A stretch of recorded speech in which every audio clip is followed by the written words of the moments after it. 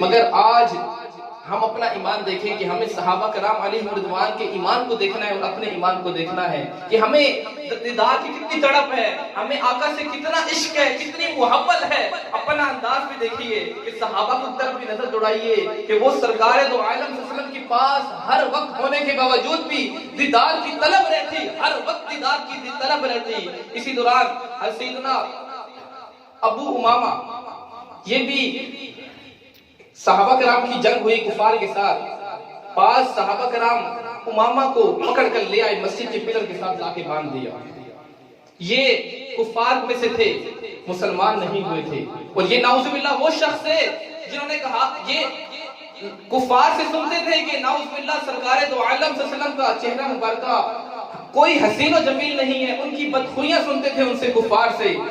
کون؟ امامہ۔ ان کا دل بہت سرکار سے بزن تھا، بہت متنفر تھے، اور یہ جنگ کے لیے آئے ہوئے تھے۔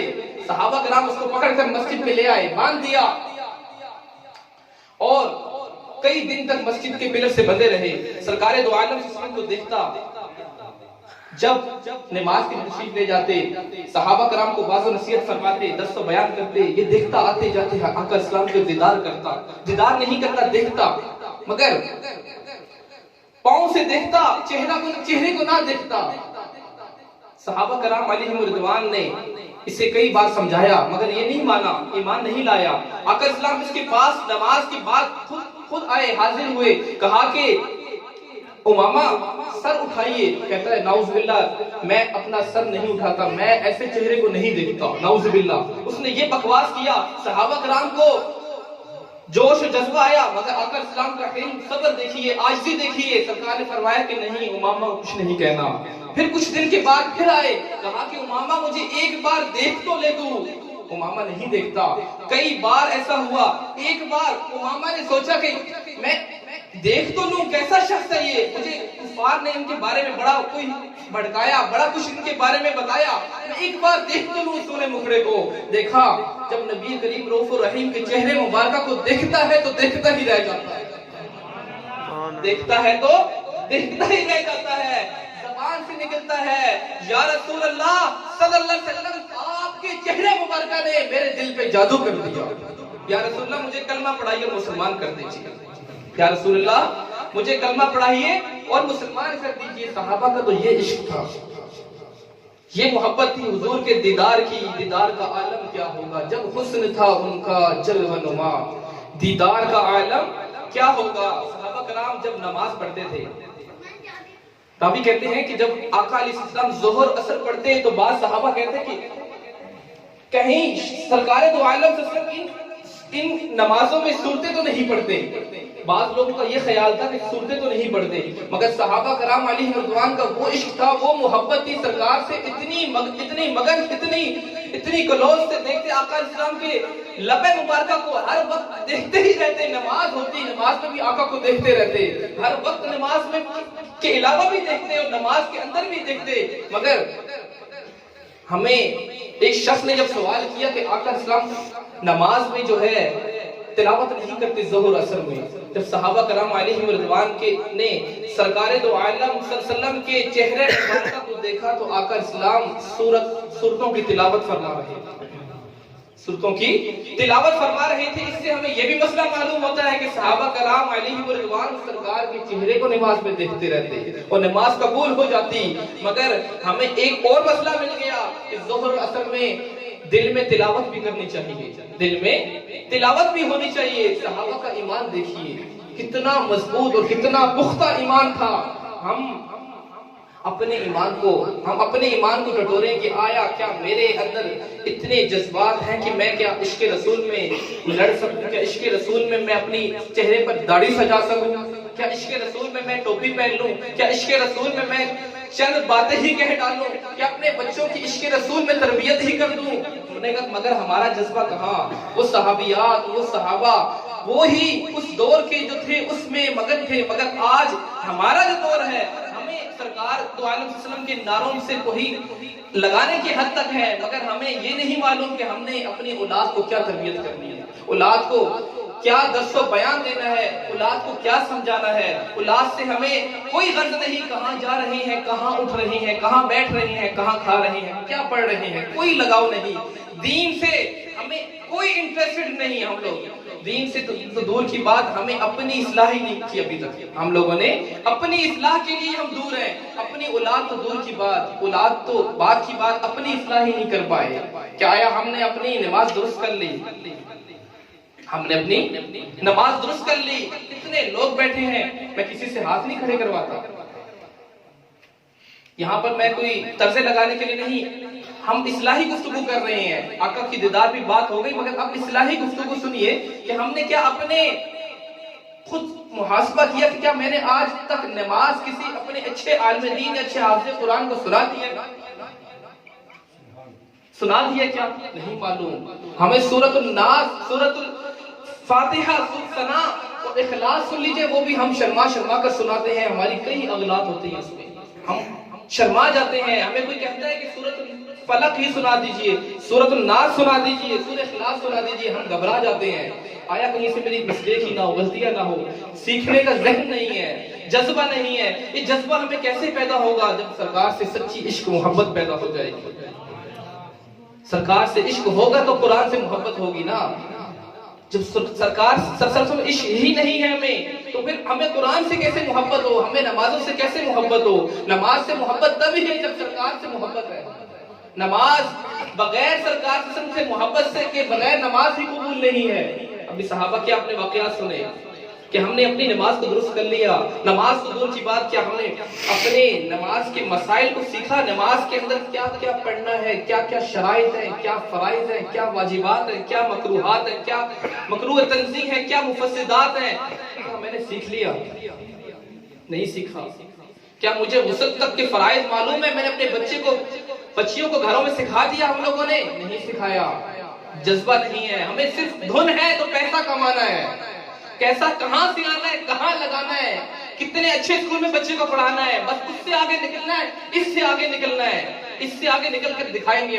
ہم نے فلاں ملک میں پہنچ کر دکھانا ہے، ہم نے فلاں سے اونچی بلڈنگ بنانی ہے. یہ سوچ ہے ہماری. بس یہ ادھر ہی رہ جانا ہے. آنکھ بند ہونے کی دیر ہے. کوئی نہیں گارنٹی لے کر آیا میں یہاں سے اٹھ کر نہیں جا سکتا. میں اپنے ایک سانس کی گارنٹی نہیں دے سکتا.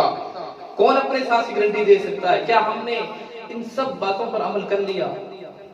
کیا ہم شادی شدہ ہیں تو زوجیت کے مسائل سیکھ لیے ہم نے؟ تاجر ہیں تو تجارت کے مسائل سیکھ لیے؟ نمازی ہیں تو نماز کے مسائل سیکھ لیے؟ نہیں سیکھے.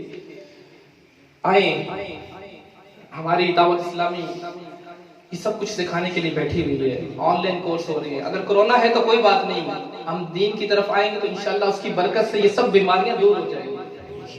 انشاءاللہ ہمارا ایمان ہونا چاہیے کہ سب بیماریاں دور ہو جائیں گی. ہم نے سیکھنا ہے، اپنا ذہن بنائیں کہ میں نے علم دین سیکھنا ہے. تو جب سیکھنے کا ذہن بن گیا تو انشاءاللہ ایک صحابی رسول کی نزع کا عالم تھا، یعنی موت کا وقت قریب تھا. جبریل امین علیہ السلام آئے، کہا یا رسول اللہ جو آپ سے صحابی محو گفتگو ہیں کہ چند لمحوں بعد انتقال کر جائیں گے، اس دنیا سے چلے جائیں گے. سرکار دو عالم صلی اللہ علیہ وسلم صحابی کو فوراً خبردار کیا، اے صحابی تیری زندگی کے چند لمحے باقی ہیں. وہ تڑپ اٹھا، یا رسول اللہ مجھے کیا کرنا چاہیے؟ سرکار نے یہ نہیں فرمایا کہ مال جمع کرنے میں لگ جاؤ، اولاد کے پاس چلے جاؤ، وائف کے پاس چلے جاؤ، تم فلاں کو راضی کر لو. نہیں، فرمایا کہ علم دین حاصل کرنے میں لگ جاؤ. کیا فرمایا؟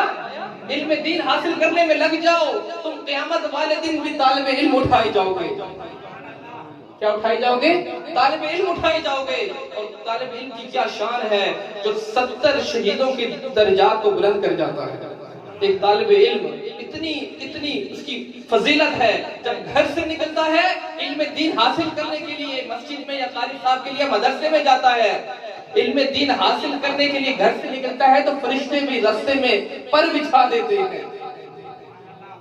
یہ کوئی دنیاوی ڈگریوں کی بات نہیں ہو رہی ہے، علم دین کی بات ہو رہی ہے. علم دین حاصل کرنے کے لیے اگر گھر سے نکلتا ہے تو فرشتے، معصوم فرشتے کرام یہ جو ہے راستے میں اس کے لیے پر بچھا دیتے ہیں. اس کے لیے آسمان سے لے کر زمین تک برسات ہی برسات برسائی جاتی ہے، نور کی برسات برس رہی ہوتی ہے اس طالب علم پر. روایت میں آتا ہے کہ اگر راستے میں ہی اللہ نہ کرے اس کا انتقال ہو جائے، مر جائے یا حادثہ ہو جائے تو شہید ہو کر مرتا ہے۔ کتنا بڑا مقام، ہم اس سے دور ہیں۔ علم دین حاصل کرنے کے لیے نہیں ہم پیدا ہوئے، ہم کس لیے پیدا ہوئے ہیں؟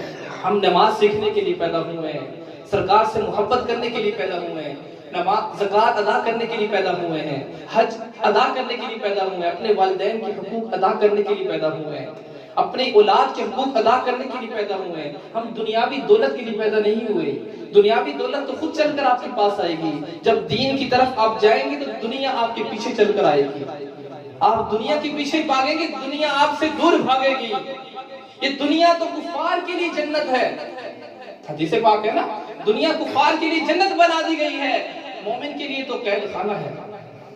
ہم مسلمان ہیں، ہم تو مومن ہیں، ہمارے لیے دنیا قید خانہ ہے۔ ہم اس کو جنت بنائیں گے تو پھر ہمیں جنت کہاں نصیب ہوگی؟ ہم اپنا ایمان مضبوط کریں۔ دنیا کے پیچھے تو ہم نے نہیں پڑھنا، ہمیں اپنے بزرگوں کو دیکھنا ہے کہ ہمارے بزرگ اسلاف کیا کرتے آئے ہیں، علم دین کیسے پھیلایا، کیسے اپنے بیٹوں کو کیسے تربیت کی۔ آج ہم سنتے ہیں کہ فلاں ولی اللہ بن گیا تھا، اس کا واقعہ سنا رہے ہیں، فلاں بہت بڑا علم دین اس کا بیٹا۔ ہم کیوں نہیں، ہمارے اندر کیوں نہیں، ہماری اولاد کیوں نہیں کر سکتی؟ سب کر سکتی ہے۔ اپنے اندر ایمان جگائیں، سب آپ کا بیٹا بھی عالم دین بن سکتا ہے، دنیا میں نام روشن کر سکتا ہے، مدرسہ بنا کر دنیا میں نام روشن کر سکتا ہے۔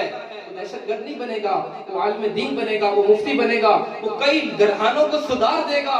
اور جب قیامت والے دن آئے گا تو اللہ رب العالمین فرمائے گا، اے عالم دین تو جہاں تک دیکھتا ہے سب لوگوں کی بخشش ہو گئی ہے، جہاں تک تیری نظر جاتی ہے جتنے لوگ تیری نظر میں آ گئے سب کو بخش دیا گیا۔ یہ عالم دین کی شان ہے، یہ دنیا دار کی شان نہیں ہے، یہ ایک عالم دین کی شان بتا دی ہے کہ قیامت والے دن عالم دین کو یہ اختیار دیا جائے گا، جہاں تک تیری نظر گئی جتنے لوگ تیری نظر میں آگے سب کی مغفرت کر دی گئی، سب کو جنت میں بھیج دیا گیا۔ اور حافظ قرآن کی کیا شان ہے؟ ایسے 10 افراد جن پر جہنم واجب ہو چکا، اللہ رب العالمین ان کو جنت میں داخل فرما دے گا۔ اور والد کو ایسا تاج بنائے گا جو سورج کی روشنی بھی مانند پڑ جائے گی۔ اہل محشر جھوم اٹھیں گے، کہیں گے کہ یہ ایسی کون سی مرتبہ شخص آ گیا ہے جس کی روشنی، جس کا تاج آج سورج کی روشنی کو بھی مانند کر رہا ہے۔